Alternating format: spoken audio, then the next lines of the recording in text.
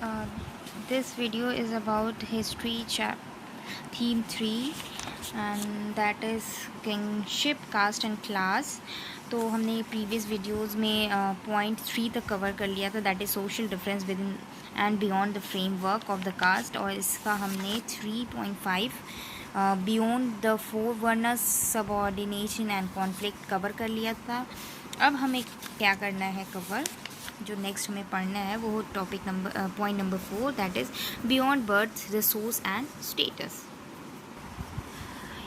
If you recall the economic relation discuss in the chapter 2, जैसा कि हमने economic relations के बारे में पढ़ा था चैप्टर 2 में, you will realise that the slaves, landless, agricultural labourers, hunter, fish folks, pastoralists, peasants, village headmen, craftsperson, merchants, and the king emerged as a social actor in the different part of the some coordinate. तो इतने सारे जो social actor थे वो emerge हुए थे उस time period में. Their social positioning were often shaped by the access to the economic resources, और जो उनका पोजीशन है, सोशल पोजीशन, वो किस पे डिपेंड करेगा या फिर निर्भर करेगा उनके पास कितना इकोनॉमिक रिसोर्स है. Here we will examine the social implication of access to the resource in certain specific situation.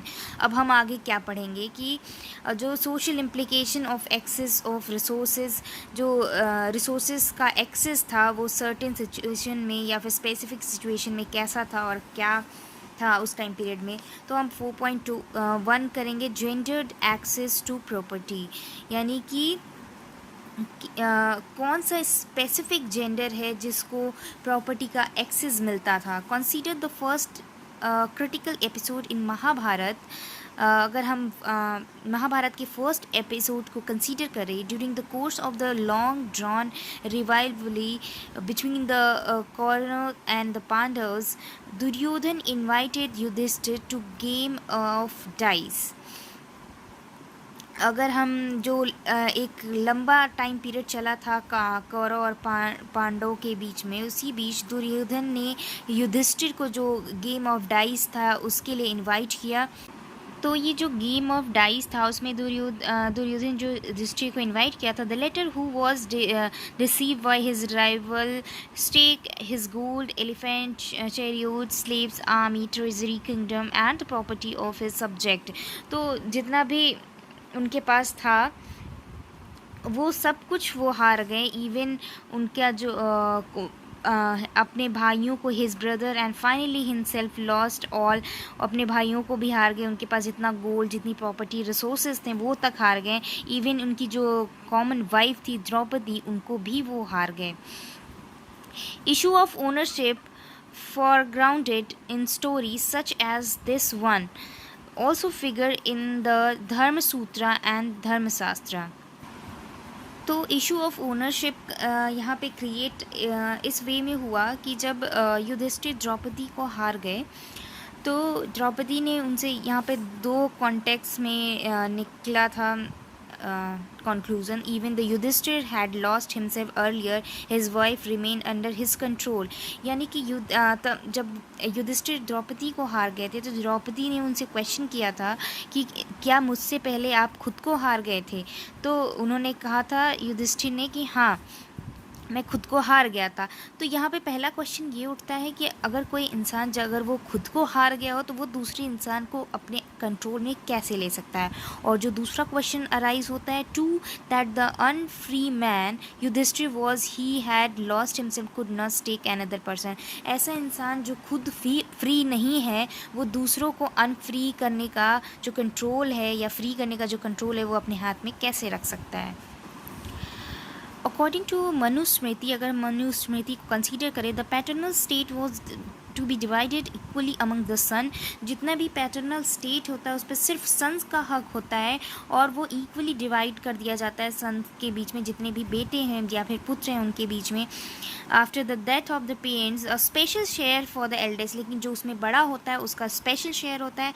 Women could not claim the share of these resources, और कोई भी स्त्री इन रिसोर्सेज पे अपना क्लेम नहीं कर सकती है. However, women were allowed to retain the gift they received on the occasion of their marriage as स्त्री धन, यानी कि अगर कोई स्त्री अपनी मैरिज अगर स्त्री को उसकी मैरिज पे कोई गिफ्ट दिया जाता है, कोई रिसोर्सेज दिया जाता है, तो वो ले सकती हैं एज अ स्त्री धन. This could be inherit by their children without a husband having any claim on it. और ये जो स्त्री धन पे क्लेम होगा वो जो भी स्त्री होगी उसके बच्चे उस पर क्लेम कर सकते हैं, जबकि कोई हस्बैंड उस पर क्लेम नहीं कर सकता है. At the same time, the Manusmriti warned the women against hoarding family property or even own valuables without the husband permission. लेकिन at the same time एक बात मनुस्मृति में ये भी लिखी गई है कि जो वुमेन होगी उसकी जितनी पर्सनल प्रॉपर्टी होगी, जो भी रिसोर्सेज होंगे उसके अपने, वो अपने विदाउट अपने हस्बैंड के परमिशन के उनको कुछ भी यूज़ नहीं कर सकती, या फिर उसका कोई भी ट्रांसफ़र नहीं कर सकती, यूज़ नहीं कर सकती.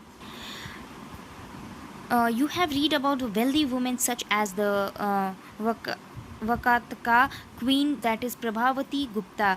और एक हमने प्रभावती गुप्ता के बारे में चैप्टर 2 में पढ़ा, जिनके पास बहुत ही ज़्यादा एक्सेस था रिसोर्सेज पर. How cumulative evidences both epigraphic and the textual suggest that why upper class women may have access to the resources. और बहुत सारे ऐसे टेक्सचुअल एविडेंसेस हैं जिसमें ये बोला गया है कि जो अपर क्लास की वुमेन है, जो अपर क्लास फैमिली से बिलोंग करती हैं, उनके पास कुछ एक्सेस था रिसोर्सेज तक. Land, cattle and money were generally control by man. लेकिन जो लैंड होगा, कैटल होगा, मनी है, वो कौन कंट्रोल करता था? मैन का. In other words, social differences between the man and women were sharpen because the differences in access of to the resources. और जो वुमेन और मैन का सोशल डिफरेंस है उस टाइम पीरियड पे, वो हम कैसे पता लगा सकते हैं या फिर कैसे एक्सेस कर सकते हैं? अगर हम उनके रोल को देखें कि उनके रिसोर्स में पहुंच किसकी कितनी है, तो हम उनके सोशल डिफरेंसेस का पता लगा सकते हैं. Next point is 4.2 varna and access to property. According to the Brahmanical text, another criterion for regulating access to the wealth was वर्ण. अगर हम ब्राह्मणिकल टेक्स्ट को कंसीडर करें तो एक और क्राइटेरिया दिया गया था वेल्थ को या धन को एक्सेस करने के लिए, that is based on varna. As we saw earlier, the only occupation prescribed for Shudra was servitude, while a variety of occupation were listed for a man of first 3 varnas की. जैसा कि हमने पहले देखा, जो शूद्र हैं उनके लिए स्पेसिफिक टास्क डिसाइड किया गया था, जबकि जो फर्स्ट 3 हैं उनके लिए बहुत सारे ऐसे ऑक्यूपेशन और टास्क डिसाइड किए गए थे. If these provision were actually implemented, the wealthiest men would have been the Brahman and Kshatriya. तो अगर हम इस जो ऑक्यूपेशन के बेसिस पे कैटेगरीज थी उनको हम देखें, तो जो वेल्दीएस्ट मैन होगा, यानी कि जो सबसे ज़्यादा धनी आदमी होगा, वो कौन होगा? ब्राह्मण और Kshatriya. That this corresponding to the some extent of the social reality is evident that the description of priest and king in the other textual tradition, kings are almost invariably depicted as a wealthy.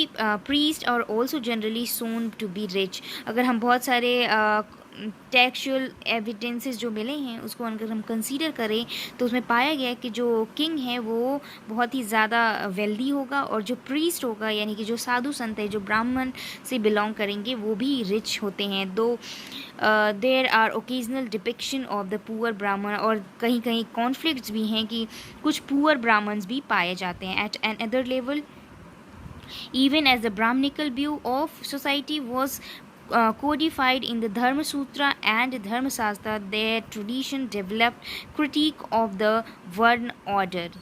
कुछ tradition ऐसे develop हुए like Buddhism, Jainism, जिन्होंने ये जो order है, social order, वर्ण का जो कैटेगरी है, इनको क्रिटिसाइज़ किया और इनको मानने से इनकार कर दिया. तो ये जो भी ऑक्यूपेशन के बेसिस पे कैटेगरीज़ दी गई थी और वर्ण के बेसिस पे जो कैटेगरीज़ डिवाइड की गई थी, उनको बुद्धिज़्म और जैन के फॉलो करने वाले फॉलोअर्स जो थे वो नहीं मानते. An alternative social scenarios sharing wealth, that is 4.3. अभी तक हमने देखा कि जिसके पास जितना ज़्यादा पैसा है, जितना ज़्यादा रिच होगा, जितनी ज़्यादा एक्सेस होगी रिसोर्सेज की, वो उतना ही ज़्यादा पावरफुल होगा और उससे उसका स्टेटस डिटरमाइंड होता है। लेकिन कभी कभी ऐसा भी होता था कि जो पॉसिबिलिटी हैं वो दूसरी होती थी। तो यहाँ पे एक तमिल काम की एग्ज़ाम्पल दिया गया था कि ये जो सोशल ऑर्डर बनाया था ब्राह्मण्स ने, ये इनको फॉलो नहीं करते थे, बल्कि इनके में ये होता था कि अगर कोई पर्सन तमिल कामन में ज़्यादा रिच होता था या फिर ज़्यादा वेल्थ इकट्ठा करके रह जाता तो उसकी सोशल रिस्पॉन्सिबिलिटी बढ़ जाती थी, तो वो सोसाइटी के लिए काम भी उतना ही ज़्यादा करता था।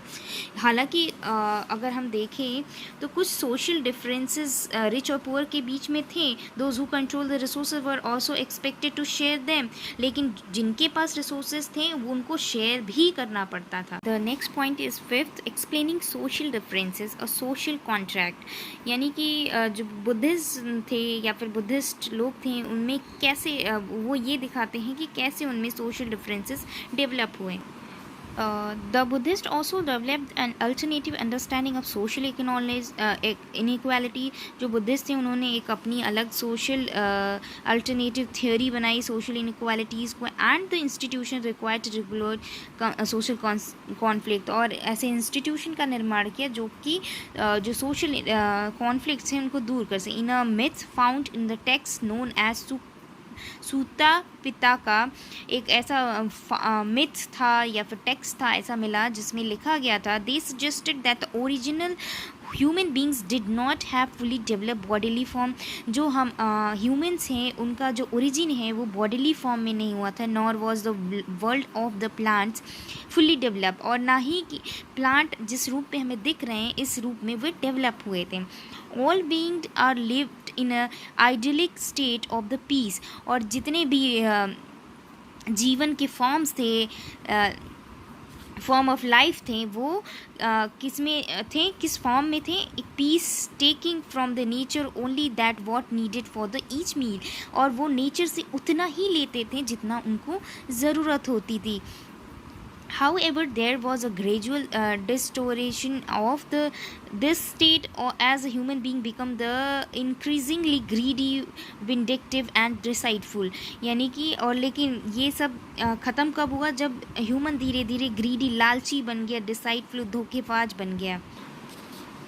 तो जब लोग ग्रीडी हो गए तो वो ये सोचने लगे कि कौन ऐसा व्यक्ति होगा, पर्सन होगा, वो क्या इंश्योर करेगा कि हु शुड राइटली बी सेंश्योर्ड, यानी कि कौन सही और गलत में डिफरेंस बताएगा, कौन ये डिसाइड करेगा कि ये चीज़ सही है या फिर किसी को देश से निकालना है, बैनिश करना है, तो वो कौन डिसीज़न लेगा।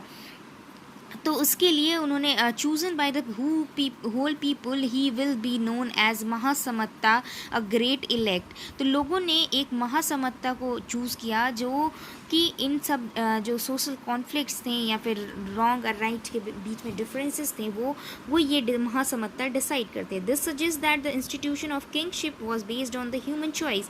और ये क्या बताता है कि जो इंस्टीट्यूशन ऑफ किंगशिप है वो किस पे बेस्ड होनी चाहिए, ह्यूमन चॉइस पे, with the tax as a form of payment for services rendered by the king.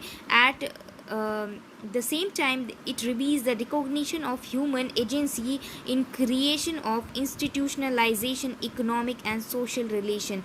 और ये क्या रिवील करता है कि जो ह्यूमन एजेंसी है वो किसको क्रिएट कर रही है, इंस्टीट्यूट को, इकोनॉमिक एंड सोशल रिलेशन को इंक्रीज कर रही है। There other implication as well, for instance if the human being were responsible for the creation of the system they could also change it in the future. और अगर इन सारे institution, economic, social relation का creation human करता है तो in future ऐसी possibilities भी होनी चाहिए या फिर ऐसी पॉसिबिलिटी है कि वो इसको चेंज भी कर सके, उसके पास ऐसा राइट होना चाहिए। तो हम नेक्स्ट वीडियो में पॉइंट नंबर 6 कवर करेंगे, that is handling text, historian and the Mahabharat.